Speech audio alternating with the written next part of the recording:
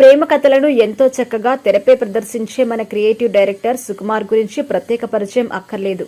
ఆయన సినిమాలకు రైటింగ్ స్టైల్కు కోట్లాది మంది ఫ్యాన్స్ కూడా ఉన్నారు.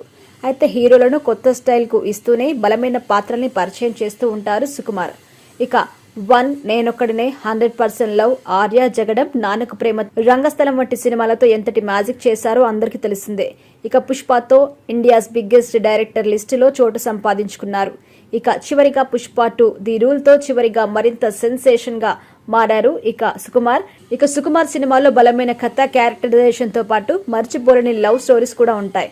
ఆర్యలో ట్రయాంగిల్ లవ్ స్టోరీ పరిచయం చేశారు. లెక్కలు వేసి నాన్నకు ప్రేమతో సినిమాలో లవ్ స్టోరీని కూడా పరిచయం చేశారు. ఇక రంగస్థలంలో ప్యూర్ లవ్ ని, పుష్పలో లవ్ స్టోరీస్ కి కొత్త నిర్వచనం ఇచ్చి ఆశ్చర్యపరిచారు. అయితే సుకుమార్ సినిమాలోనే కాదు, రియల్ లైఫ్ లోనూ అద్భుతమైన లవ్ స్టోరీ దాగి ఉంది సుకుమార్ కి. ఇక సుకుమార్ తబితా హంసిని అందమైన ప్రేమ కథను వ్యాలంటైన్స్ డే వీక్ సందర్భంగా సినీ ప్రియులు, సుక్కు అభిమానుల కోసం చూద్దాం. సుకుమార్ తబితాను మొదటగా ఒక సినిమా హాల్లో కలిశారంట. అక్కడి నుంచి పరిచయం ఏర్పడింది. తర్వాత సుక్కు ధైర్యం చేసి ఫోన్ నెంబర్ ఇచ్చారట. అలా తరచుగా మాట్లాడుకునేవారు. కానీ ఇక్కడ మన డైరెక్టర్ ఫోన్ నెంబర్ ఇచ్చింది లవ్ కోసం కాదండోయ్.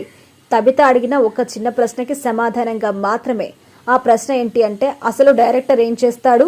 ఈ ప్రశ్నకి సుకుమార్ ఎన్నో విధాలుగా తబితకి సమాధానం చెప్పే ప్రయత్నం చేశారంట. కానీ ఆమె ఏమాత్రం ఒప్పుకోలేదంట. నిర్మాత డబ్బులు పెడతారు, యాక్టర్ యాక్టింగ్ చేస్తాడు, మ్యూజిక్ డైరెక్టర్ ట్యూన్స్ కంపోజ్ చేస్తారు. ఇక డైరెక్టర్గా మీరు చేసేదేంటి అని ఆ తర్వాత ప్రశ్నల వర్షం కురిపించిందట. ఎన్ని విధాలుగా సుక్కు బదులిచ్చినా కన్విన్స్ కాలేకపోయింది.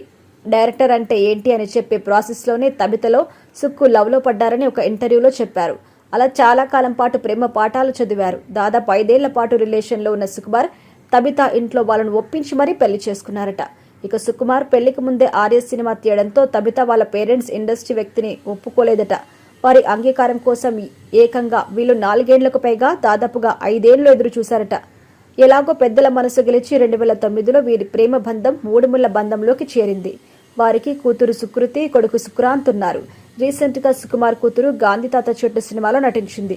గత నెల 24న థియేటర్లో విడుదలైంది ఈ సినిమా. ఏపీలోని తూర్పుగోదావరి జిల్లా, ప్రస్తుత కోనసీమ జిల్లా మలికిపురం మట్టుపరి గ్రామంలో జన్మించారు ఈయన. తండ్రి తిరుపతిరావు నాయుడు, తల్లి వీరవేణి. ఆయనకు 6 తోబుట్టువులున్నారు. రాజులు ZPHS లో విద్యనభ్యసించారు. ఇక లెక్కల మాస్టర్గా కాకినాడ ఆదిత్య జూనియర్ కాలేజ్లో 7 ఏళ్ల పాటు పనిచేశారు.